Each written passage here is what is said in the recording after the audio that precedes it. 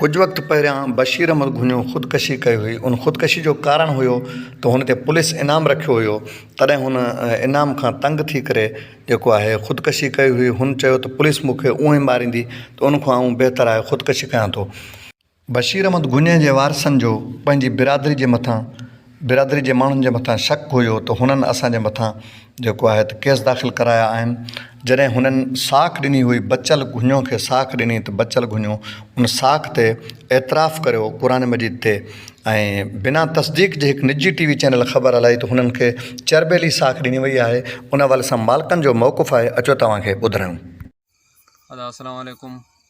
मां बशीर जो सौट आहियां, हे बशीर जो भाउ आहे। असां ते रिपोर्ट ॾिठी आहे, मीडिया ग़लति रिपोर्टां हलाईंदी पई आहे। अॻे बशीर जे ख़िलाफ़ु ग़लति रिपोर्टां हलियूं हुयूं, उन पाण में प्रेशर में अची ख़ुदकशी कई हुई। हाणे बि मीडिया ग़लति रिपोर्टां हलाईंदी पई आहे। बचल यरगमाल आहे या उनखे भाउ बेली में लाथो अथनि, इहो सभु कूड़ आहे। असां साखां बिरादरी में ॾिनियूं आहिनि। 8 ॾींहं असांजी तारीख़ आहे। अॼु रुठालूं, सुभाणे असां ठही वेंदासीं। सचल सां मां हाणे ॻाल्हि कई आहे फ़ोन ते, वधीक तव्हां ॿुधी सघंदा हो। न्यूज़ ते ख़बर हलदी पई है, बचल दा नाला चईंदे पे नदे को खां राणे दी भी ख़बर हलदी पई है। तू असां हिक ॿिए को ॾिती है साख जी। भाउ बेली कोन असां ॾिती, हिक ॿिए को ॾिती है साख। असां इहा ई ॿुध न हमारी ॻाल्हि, ॿुध सही। सरवार बैठा सब असांखे साख ॾिती असां क़ुर पाक मुकल माण्हू मुकल फ़ैसले जे लाइ बात आहे कहानी। हुन हमारी ॻाल्हि ॿुध सही तूं। हा, कुरान पाक मुकन वे बिल्कुल 8 ॾींहं दी अपनी तारीख़ है, उहा ॻाल्हि कोन्ही। बाक़ी ॻाल्हि हर का ताली होवे, उहा ॻाल्हि ॿी है, ठीक है। जी जी।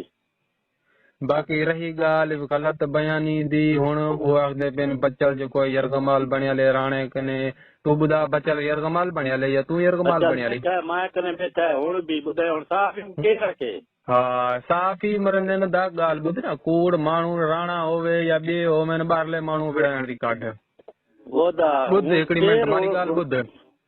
अगर जे सहाफ़ी तस्दीक करण चाहे ताड़ा नंबर खुलियाले, बचल दा खुलियाले, वसे दा खुलियाले, या पुलिस चाहे भी तस्दीक कर सकती है सचल। बाकी